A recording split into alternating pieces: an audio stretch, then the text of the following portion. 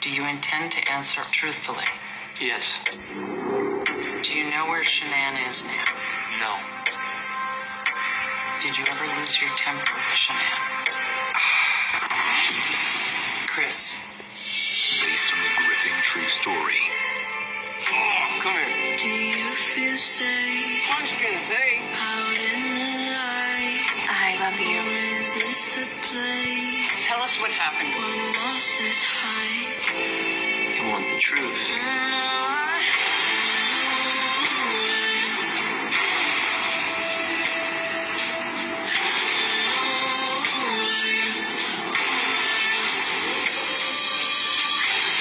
Maybe we never really know anyone. Chris Watts, Confessions of a Killer. Premieres Saturday, January 25th at 8 Daddy, no. Monsters hide. on Lifetime. Reach out to be able to discuss with them the portrayals of Shanann, the girls, potentially the family, potentially Chris. So we reached out via an online portal for Lifetime on the 23rd of August last year. We didn't hear anything back for quite a while until October 24th. We had someone reach out to us that was part of the production company making the documentary that was set to follow the Lifetime movie. He had informed us at that point the movie had been predominantly made. And so the family wanted to share that they're aware that in a lot of these situations, when biopics are made, biographies are made, the people making it, the production crew, reaches out to the family to get an understanding of how that person might have been when they were still alive, or even people who might still be around, like Chris, who they really were. For example, I know Marianne Plunkett was the woman who portrayed the Joanne Rogers in A Beautiful Day in the Neighborhood, the Fred Rogers biopic that just came out. Eddie Redmayne spoke with Stephen Hawking prior to portraying him in A Theory of Everything. It's not unusual to see that, but the family had to find out after the fact that the production had gone through without them any sort of input. They have been seeing commercials for it. I believe it's called Chris Watts, Confessions of a Killer. And it's been hard for them, primarily because they've been seeing those depictions, those advertisements during the holiday season. And they want people to know that, at least from the advertising that they've seen, the trailers that they've seen, the pictures that they've seen, that's not an accurate portrayal of their daughter, of their grandchildren, or even of Chris Watts himself.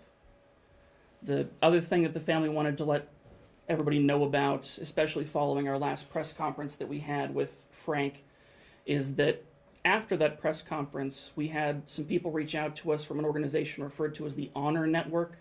That's HONR Network. It's an organization, nonprofit, that advocates for the survivors and victims of mass casualty situations. The founder of that, Lenny Posner's son, Noah Posner, if people are not aware, Noah Posner was the youngest victim of the Sandy Hook elementary shooting. They reached out to us following the press conference and offered us a lot of help with the online harassment, with advocating for the family. And so the family wanted to update people that the Honor Network has been immensely and immeasurably helpful when it comes to online bullying and harassment. Family also wanted to talk about some of the online retailing that has been going on. There's people out there making t-shirts, coffee mugs, stickers, and stuff like that. Remember the Watts, that bear Shanann's name, Bella's name, Nico's name, Celeste's name. They are not affiliated at all with that. They are not making a profit off of any of that, and they would encourage people to not endorse or participate in that kind of behavior. All right, thanks, Stephen. All right, I'm going to finish it up with just a couple miscellaneous topics that the family asked us to discuss real quick. There's been a lot of information out there on social media that the family profited from different television appearances and stuff like that, and they're profiting from, their losses, and that couldn't be further from the truth. For instance, they did not profit from being on Dr. Phil or ABC's 2020, so we just wanted to go on the record and let everybody know that they're not profiting from this.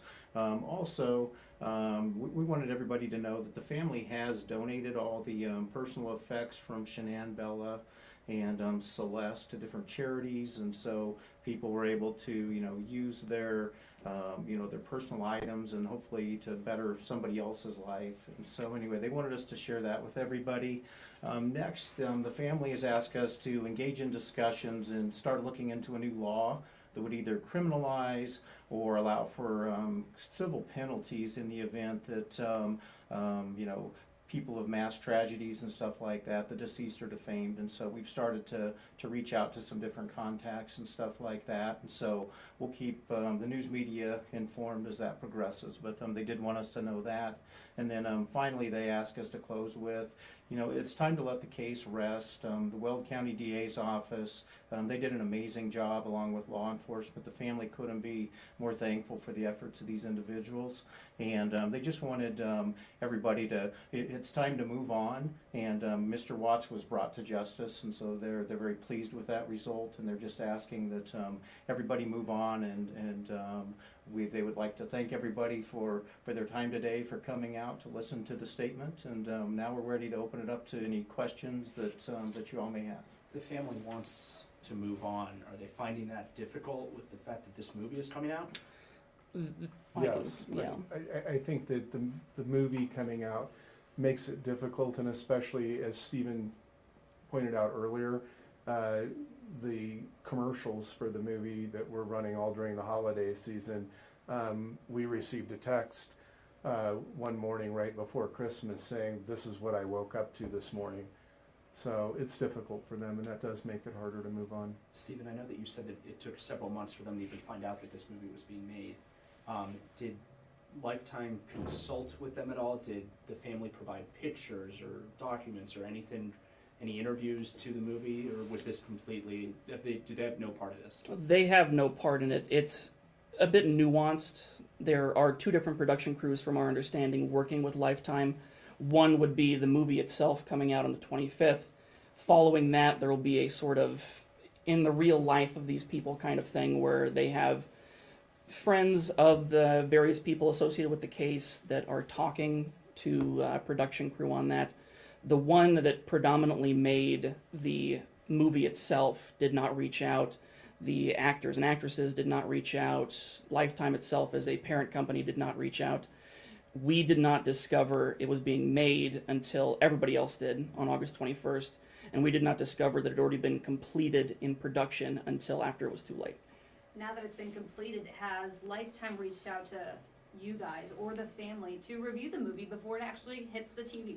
No, and that's something I know that Tom has talked about it a lot in the past, that the family does get re-victimized in a lot of these situations. And once again, really big shout out to the law enforcement who were involved in this case. Weld County DA, Frederick Police Department, Colorado Bureau of Investigation. At almost every stage, they were very kind and considerate in allowing the family to view some of this material prior to it being released to the public at large. That has not been a sentiment shared by Lifetime. Would the family go as far as asking people to not watch this? Honestly, I would say yes. I mean, the problem with it is that if people are wanting to watch it in order to see an accurate depiction of their daughter, son-in-law, and grandchildren's lives, they need to look elsewhere. Do they feel like this production company, Lifetime, Hollywood as a whole, is profiting off of what happened to them? To a certain extent, yeah. I think so, that they've expressed that they're concerned about people in general finding reasons to look for profit and find profit when this is so tragic for them and so difficult for them to get through. But one of the things sort of to highlight, though, is that, I mean, there are two sides to that coin. There are people like Lifetime in this situation who are out there making it, not consulting with the family, not being able to get those accurate representations.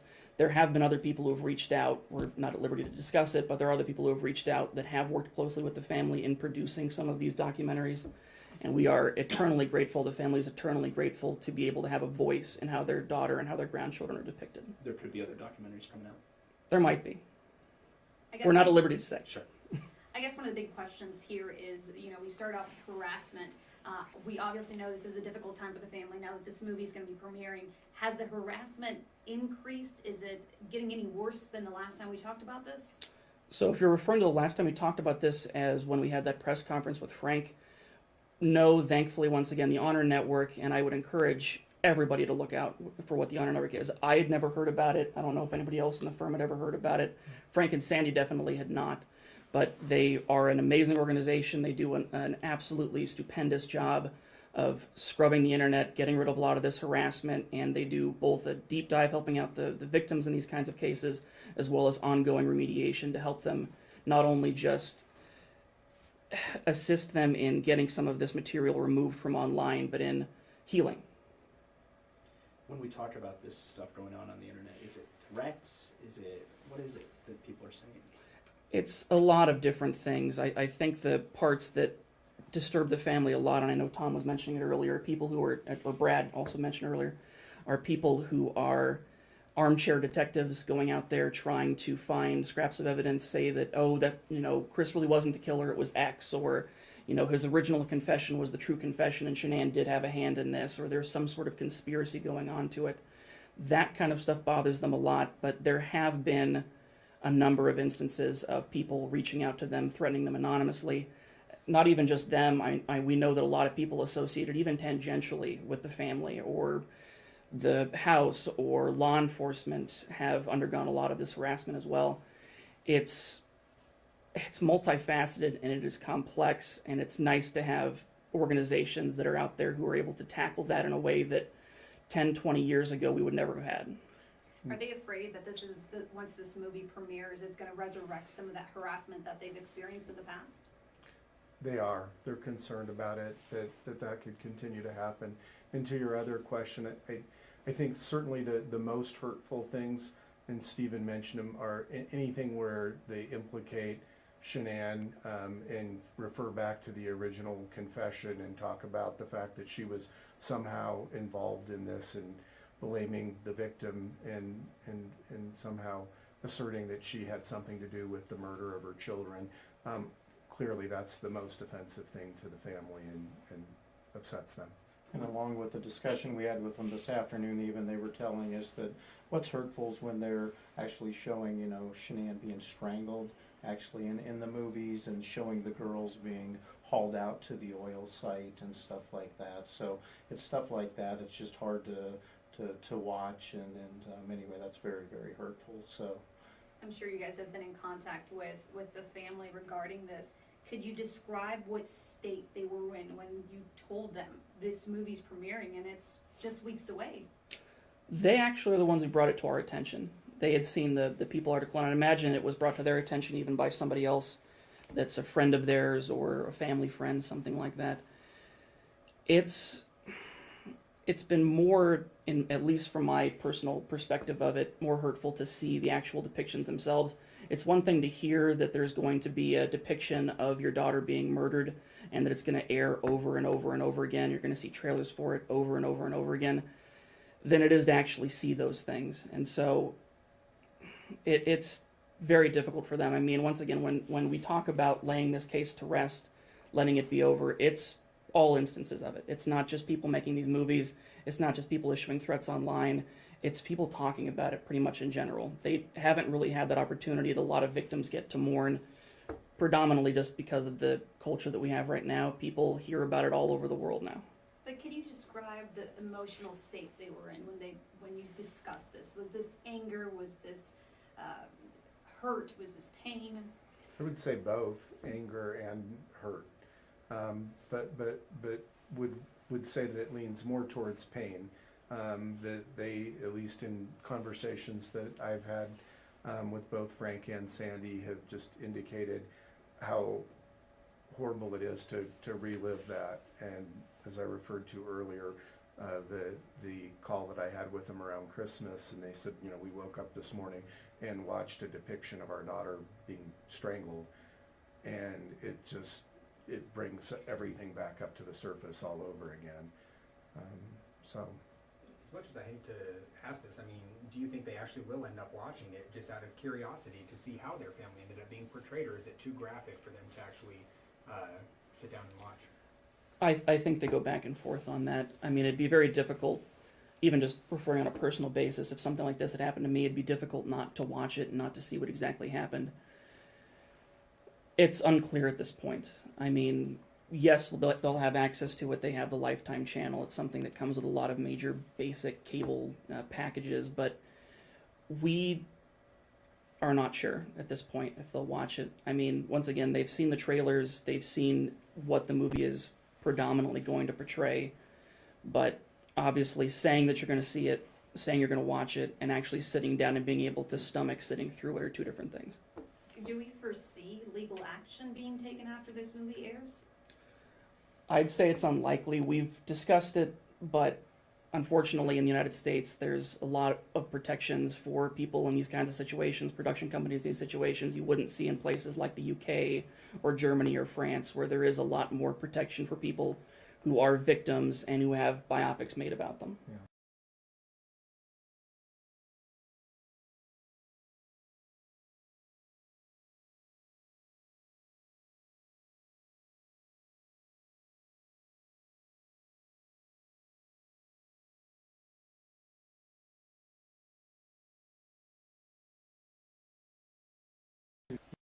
These horrible things about these people that have been involved in these, horrible, evil acts against these families. And so we're not sure at this point whether or not there could be a criminal element to it, but we're certainly hoping at a minimum we can work with, possible, there's different national organizations that are very much inclined to help maybe push forward with this, as well as, we're going to be looking at state representatives and stuff like that, reaching out to them. But we've just started to get involved in that, and the families ask us to look into it. So I think at this point, everything's on the table. We understand there's going to be some hurdles, along the way. Yeah, to be clear, it's in the very initial stages. It's mostly been talk from us with our clients about it. Yeah, it's a pretty common conception in the law that you cannot defame the dead. Obviously, different countries have different ways of handling that. That's the problem, is that people are out there defaming Shanann, defaming Bella, Celeste, and Nico, and the dead can't fight back. I guess the one thing, what would you say as we wrap this up that you want people to take away from this news conference today that are watching? To please reconsider if you're thinking about posting something, or if you see something like that, just not to engage with it. For example, the whatever it is, coffee mugs, t-shirts, or whatever that say Shanann on them, those aren't products that have anything to do with the family, and in some instances they're not done well. It's not tasteful, and it's hurtful to the family. So they just want people to not engage in any of that, and mainly to not engage in the continued sort of internet bullying and re-victimization that they feel has taken place. And along with the fact, if there's any statements made through the family, somebody from our firm will be along there with them. And so if you're just reading stuff on the internet and stuff like that, it's more than likely not true. And so if you have questions whether or not something is authentic or not, please feel free to give our office a call and we'll let you know. And correct me if I'm wrong on this, but I do believe Shanann just had a birthday recently. Do you think this makes it even more difficult for the family, a birthday and then the movie launching in the same month, just weeks apart? It is, and one of the blessed things about Facebook, and one of the things that's difficult for people who've gone through tragedies like this, is that social media reminds you of things like that. You posted this picture 2 years ago. Do you want to reshare it? There's a birthday coming up for somebody that you love. For people who have gone through tragedies like this, there are almost constant reminders, and that's just one of them. One of the things I would say to sort of take away from this is that they as a family have felt predominantly powerless through this process. We, as their attorneys, and a lot of the people that care about them, the law enforcement agencies, the Honor Network, are just trying to give them some of the power that they've lost through this process. And for clarity, Chris wasn't consulted on the movie either, right? From our understanding, no. Can you clarify when Shanann's birthday was? It January 10th? I wouldn't know off the top of my head. I don't know either. Okay, it's okay. We know it was recent. We saw postings about it on Facebook, but not off the top of our heads. I should ask too, would the family feel differently about this movie had they been given the option to give some input? Those scenes, those horrible scenes, those would still happen. Would they feel differently if they were more accurate? So I know I mentioned it earlier. There have been people who have reached out that have shown the correct way of doing these things. when you involve victims and the people who knew victims best, it makes it a lot easier to make a portrayal of somebody. And so they have been happy and engaged when they're able to take apart and assert some more of that control and power over some of these depictions of their daughter and grandchildren. When something like this comes up and the power is completely taken away from them, it does hurt them and it does make them, to a certain extent, angry. Anything that we've missed? Not to I my can't think knowledge. of That's anything. what the I think family that's- wanted to have shared. Can you, Stephen, we got your first name, could you give us? First? Sure, I'm Tom Grant, Grant, and I'm a partner in the law firm Grant and Hoffman. So that's Hoffman. Thanks. And Hoffman, And your yeah, first Brad name? Hoffman, HOFFMAN partner. Thank you so much for having All us. right. Thank you. Thanks, you guys, We, for once again, coming. they wanted to express appreciation for you all coming Yeah, down. they can't thank you guys enough. Yep.